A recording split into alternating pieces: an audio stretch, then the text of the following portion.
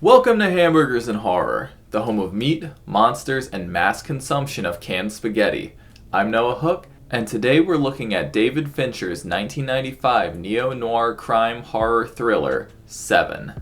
Seven follows detectives Somerset and Mills as they track a serial killer who has a particular interest in the seven deadly sins. David Fincher is a pretty big name in the movie-making business, having directed Fight Club, The Curious Case of Benjamin Button, The Girl with the Dragon Tattoo, and Gone Girl. Seven was actually only his second feature film, after Alien 3 in 1992. While he's done a bit of everything pretty well, he's best known for his dark, gritty mysteries like Seven. The screenplay was written by Andrew Kevin Walker, who has also written Brain Scan, 8mm, and the 2010 Wolfman movie. Apparently Walker moved to New York and absolutely hated it, and that played a big role in him writing the script, and it's pretty evident in the movie itself. New Line Cinema actually rejected the original ending, wanting more of a typical action finale. Fincher was very unenthusiastic about making another movie after the chaotic Alien 3 set, but when New Line Cinema accidentally sent him the script with the original ending, he hopped all over it.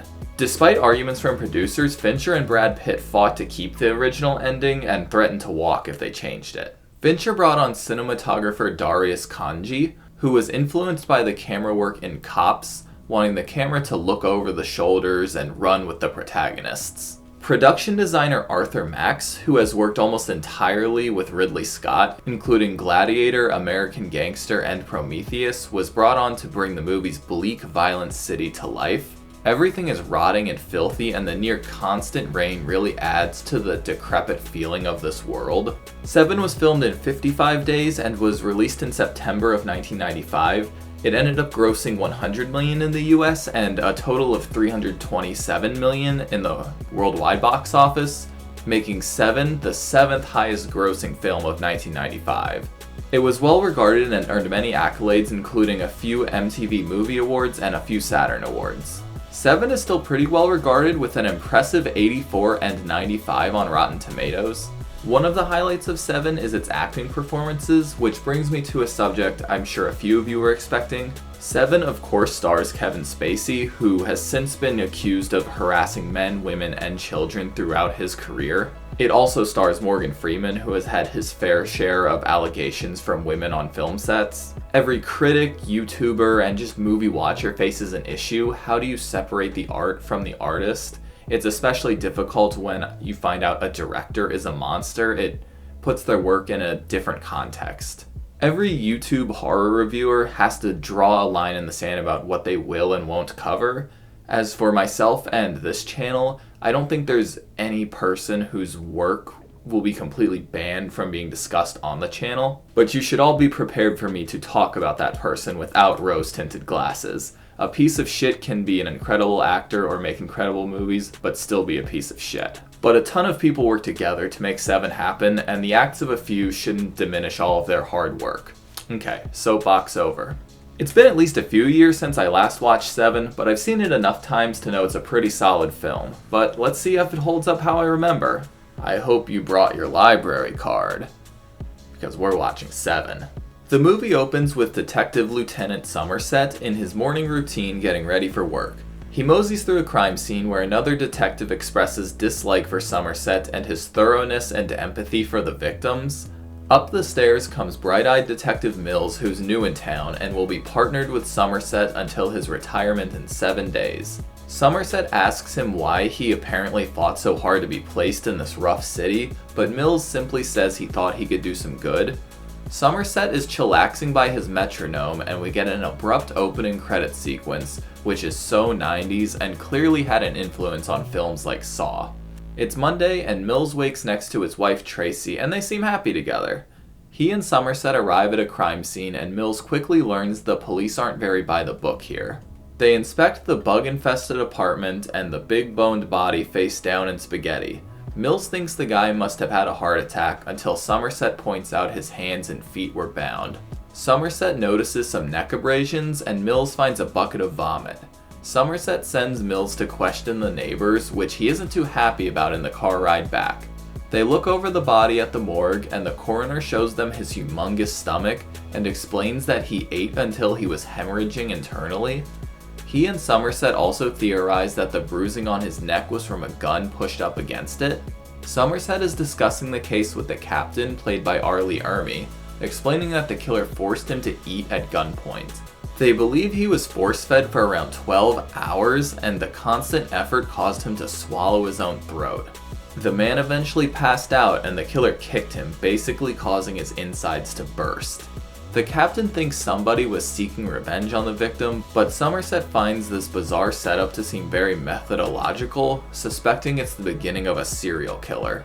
He asks to be reassigned as he doesn't want to leave a case unfinished. Somerset also feels that Mills isn't ready for a case like this, and despite argument from Mills, the captain takes Somerset's opinion seriously and takes him off the case. But he does leave Somerset on the case as nobody else can take it. We jump to Tuesday and see headlines about a high-profile lawyer who has been killed.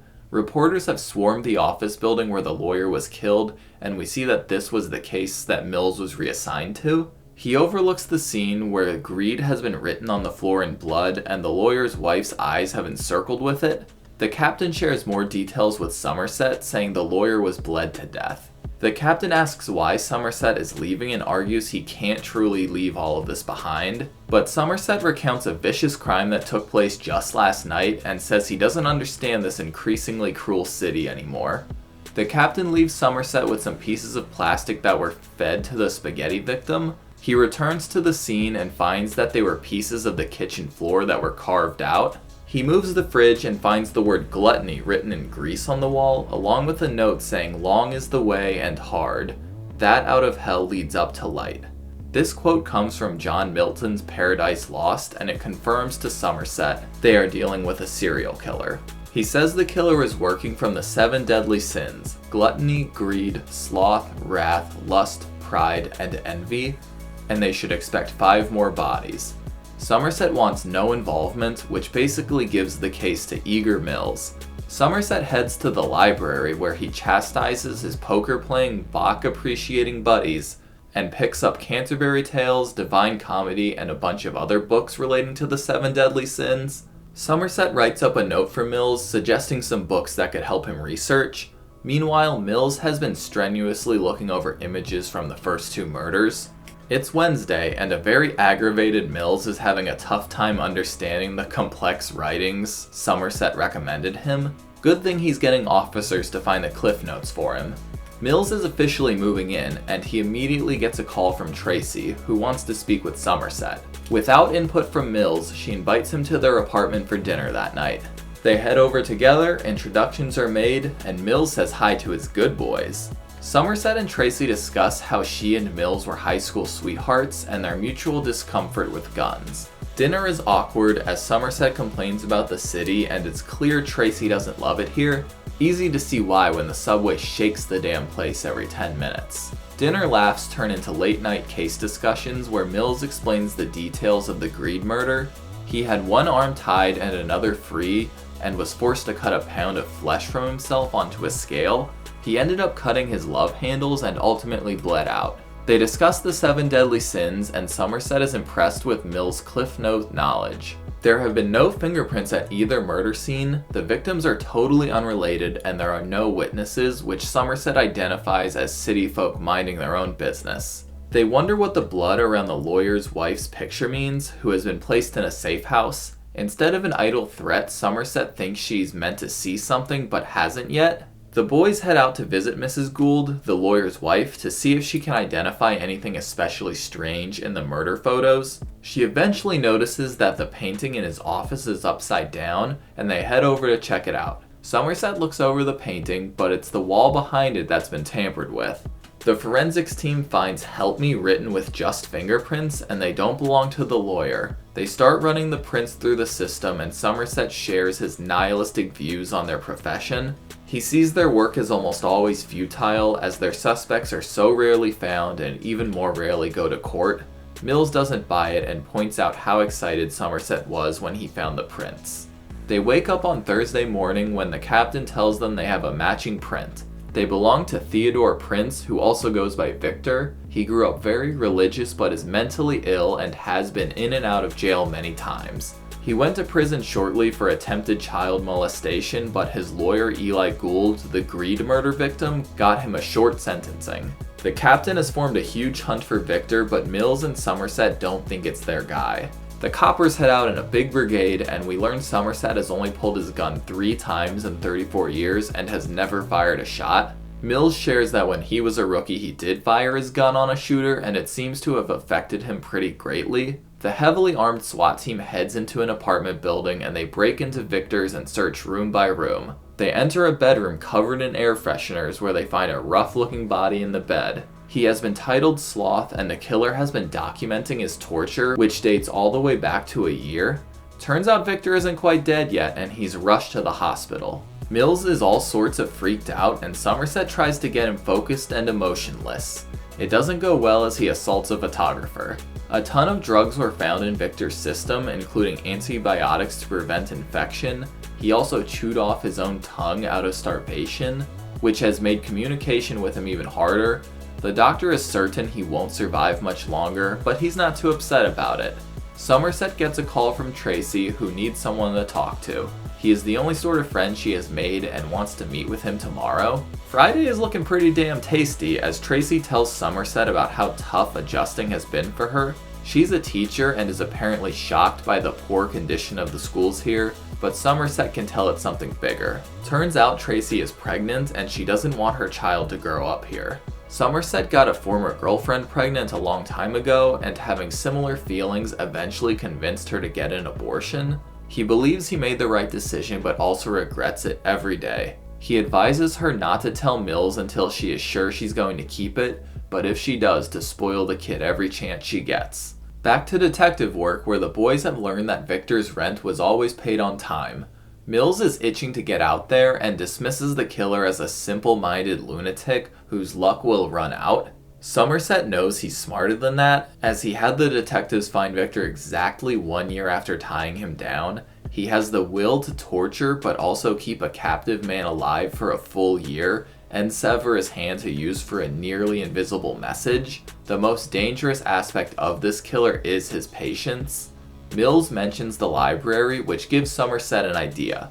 They head to the library and print a list of books related to the 7 deadly sins, serial killers, and related subjects. They head to a diner, and after Mills gives Somerset $50, a sketchy-looking dude sits down, takes the money, and says it'll take about an hour. Mills has no idea what that money went towards, but Somerset explains that the guy is from the FBI and makes under-the-table deals with Somerset. Apparently, the FBI has flagged certain books at the library with subjects like bomb building and Nazism. Anyone who checks out these sorts of books is added to an FBI list, and I guess some of these sin-related books are on that list? The greasy FBI dude swoops in and drops off the list, and Somerset is especially interested in a John Doe who has been doing a lot of reading. They find his address from his library card and knock on the door. No answer, but Somerset notices they are being watched. The man pulls a gun and starts firing at them and bolts. Mills chases after him, dodging some more bullets in the process. He follows the shooter through the building, outside the building, and into a different building. Despite a limp, the shooter makes his way outside into the busy city traffic, and Mills has a rough landing. He heads down an alley and methodically searches this dump truck, but the shooter still gets the jump on him and knocks him down. The shooter puts his gun up to Mills' head but spares him and dashes off. "Oh hey Somerset, good to see ya." Bloody Mills wants to kick the door down, but Somerset says they can't, due to the shady way they became aware of him. It wouldn't hold up in court and he would walk, and Mills agrees. Just kidding. They pay some random homeless woman to say she called Somerset about some suspicious behavior, and voila, they have probable cause. Well, this is definitely the right place. It's got Catholic stuff, spaghetti sauce, and Victor's severed hand. Mills finds a makeshift darkroom with pictures John Doe took of the gluttony and greed victims, and Somerset finds his very intense library. Oh shit, and he was that photographer at the crime scene that Mills chased away. Sneaky bastard. They have a Heisenberg-looking sketch now, and they haven't found a single fingerprint in the apartment. There are about 2,000 composition books full of John Doe's ramblings, sermons, and beliefs, which is a lot to go through. An undiscovered phone starts ringing and Mills answers the call. John tells him he is impressed they found him so quickly and he will be changing his killing schedule a bit because of their interference. He apologizes for hurting Mills and promptly hangs up. Luckily, Somerset was able to record the call. Mills and Somerset now agree he considers himself a preacher and murders are his sermons. They wonder about a blonde who Doe has been following, hypothesizing she may be a prostitute. We jump to Saturday and they follow up on a receipt from a BDSM shop, and the owner definitely recognizes John Doe. Doe apparently ordered quite a strange custom piece from him, but we don't get to see it quite yet. Somerset gets paged that the blonde has been found and they head to some sort of weird underground music venue, fuck shack kind of place. They enter a room with lust carved into the door where we glimpse a body and a man begging the cops to get something off of him. Mills is interrogating the owner of that weird place, and Somerset is interrogating the guy who is with the body. Apparently that place was a popular spot to spend time with prostitutes, and the owner doesn't pay much attention to his customers and is completely unhelpful. This guy was found with that poor prostitute and told to rape her to death with this horrible creation strapped onto him, threatening him at gunpoint the whole time. Both detectives are rightfully shook, and Somerset says this won't end happily, and he doesn't know how right he is. They have more back and forth about their enthusiastic and nihilistic natures, and Mills asks him how he ended up so pessimistic. Somerset says he can't continue to live in a place that breeds so much apathy, although he understands that it is easier for most people to cope and mistreat others than to truly work hard and love each other. Mills says him giving up on people is apathy itself, but Somerset tells Mills his foolish hero complex will never work out. Mills thinks he is saying these things to cope with the fact he's quitting, and refuses to agree with him. Mills goes home to his unhappy wife, and Somerset goes home and abuses his poor metronome. Oh, and he gets some switchblade target practice in. Jump to Sunday, and this time John calls 911 himself. A woman had sleeping pills glued to one hand and a telephone glued to another, and was given a choice. John proceeded to slice up her face to the point of disfigurement, then bandaged her up. She could call for help and live that way, or die and avoid the shame and embarrassment. She chose to end it all. Somerset has decided to stay on until this case is through, whether he finishes his 7 murders or he's caught. But it turns out our detectives don't have to look any further, because a blood-soaked John Doe has entered the building. They get him down to the ground and he requests a lawyer. Turns out John Doe has been cutting the skin off his fingers, which is why they could never find any prints. They're trying to trace everything from bank accounts to furniture, but right now everything is a dead end. The captain is taking his confession and he'll be going to court immediately, but this all doesn't add up to Mills and Somerset, who finally agree on something. He isn't done yet, he still has 2 more murders to complete. And they're right, as Doe's lawyer tells them that there are in fact 2 more bodies, and he will personally escort Mills and Somerset to them. He says only Mills and Somerset, and exactly at 6 p.m. today, or else those bodies will never be found. The cops have no interest and are willing to let those bodies rot, but Doe also threatens to plead insanity if they don't accept. Insanity doesn't really stand when you use it as blackmail, but the lawyer also says it won't serve the precinct well if the public learns they willingly abandoned 2 bodies. Blood tests show he did have blood from an unknown victim on his clothes when he was arrested, and Mills is willing to play ball. He convinces Somerset, and during a chest-shaving session he mentions Tracy's growing concern over his late nights. Mills nearly says something to Somerset, but doesn't get it out before leaving. Their nice smooth chests get mic'd up and they get armored and loaded up. A helicopter takes off to remotely track them, and Mills, Somerset, and Doe hop in to kick off the finale. Somerset tries to get some personal information from John, but to no avail. They don't expect to simply find 2 bodies, and Doe says it's harder to get people's attention these days. You can't just tap them on the shoulder, you gotta hit them with a sledgehammer. Mills asks why he is special enough to deserve attention, but Doe says he isn't. It's about his work, as he calls it, not about himself. Mills tells him 2 months from now nobody will remember him or what he has done, as his work was never anything that special. But John says he hasn't seen the complete act yet. He tells the skeptical Mills he can't wait for him to see what he's done.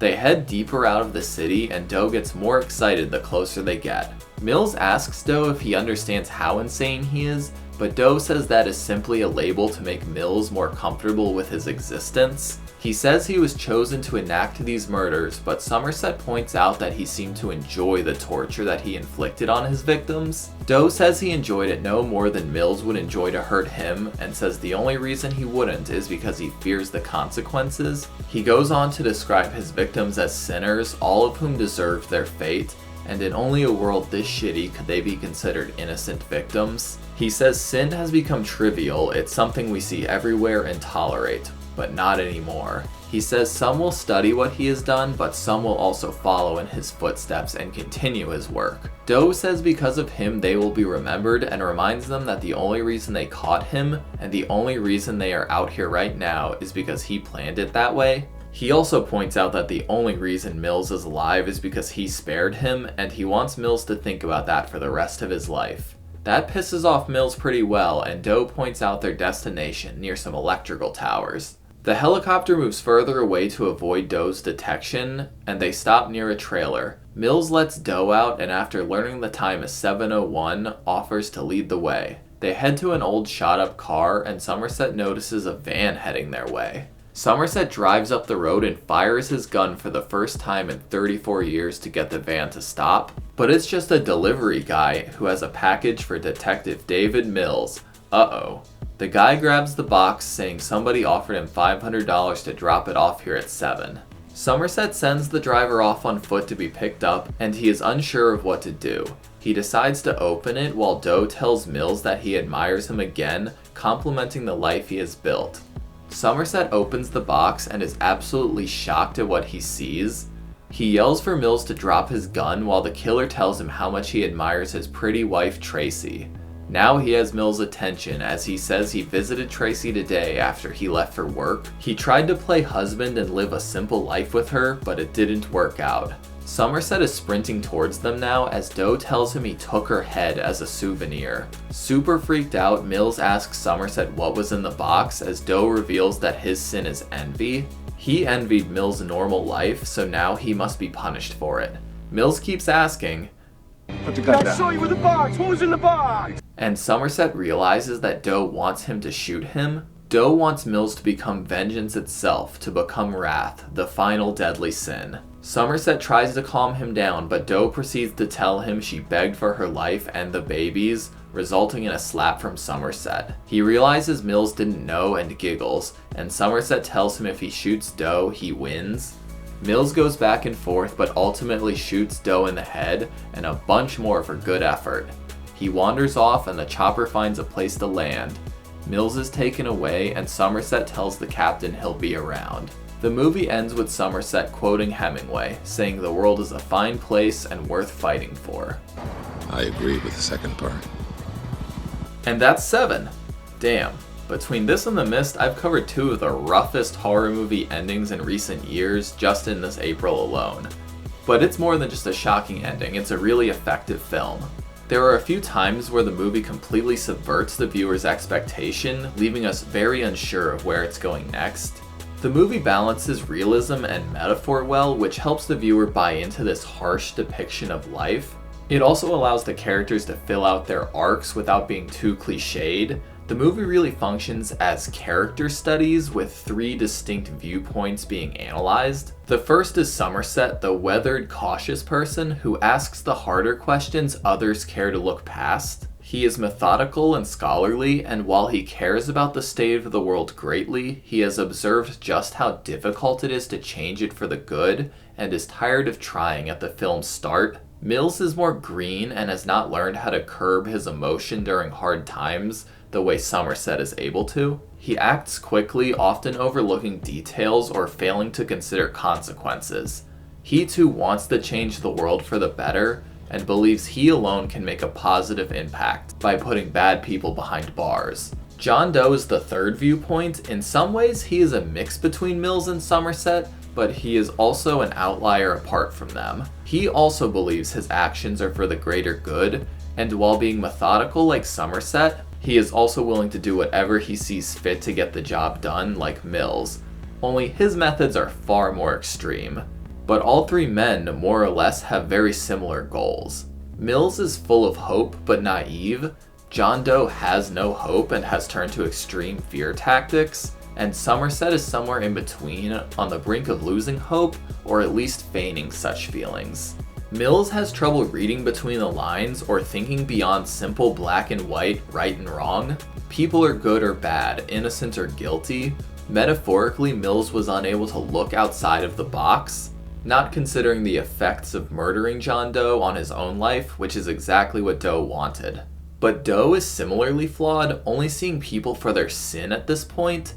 Somerset, while being very pessimistic, sees that gray area in people that Mills and Doe are less able to. Doe thinks these horrible acts are justified as he is a vessel for a higher power, detaching himself from the crimes. But it's also very clear during the car ride that Doe expects to be remembered and studied, and he can't hide his pride in his work. And despite Somerset's insistence that he doesn't understand this world anymore, he can't quite give up on it. This is confirmed when he tells the captain he'll be sticking around, and with his final quote. Despite the world being a not-so-fine place, he still thinks it's worth fighting for. A strength of Seven is it doesn't really rely heavily on gore. We see the gluttony and sloth victim, but the rest are only seen briefly or completely alluded to. This helps the movie focus on how seeing these crimes are affecting the two detectives as they get increasingly more unsettled throughout the movie. Another detail I appreciate is the finale taking place out in the middle of nowhere, essentially proving one of Somerset's thoughts wrong. They didn't need to be in the city for this horrible act of violence to occur. It can happen anywhere at any time, and it does. But the city itself is an integral character in the film. It is anonymous, it's everywhere and nowhere at the same time. The movie is more of a thriller than a horror, so it's more suspenseful than it is scary most of the time, but its horrific moments can be very horrific. The acting is obviously top-notch. Pitt, Spacey, and Freeman all give outstanding performances, and Gwyneth Paltrow adds a great deal of happiness and vulnerability to the scenes that the film definitely needed. And while they all exist as sort of archetypes, they're all fleshed out enough to feel like real people, despite how hyperbolic they are. The plot is obviously very elaborate, but I think it blends in well into this hellish world the film takes place in. I had a great time rewatching it. I think it's one of those movies that gets better every time you watch it. I definitely recommend it to anyone who hasn't seen it, and sorry if I spoiled the ending, but I can't imagine there's too many of you who haven't seen it. Well, that's about it. Next week I'll be discussing a movie you all voted for in a poll, The Taking of Deborah Logan. Thank you all for joining me, and an extra thank you to my patrons. As always, I'm Noah Hook, and this has been Hamburgers and Horror. Stay safe out there. Thanks for watching my review of Seven. If you enjoyed this review, be sure to like and subscribe so you can keep up with my weekly horror reviews. And if you want to help support the channel further, you should check out my Patreon account. You'll be able to vote for future movies and franchises I cover on the channel. Thanks, y'all.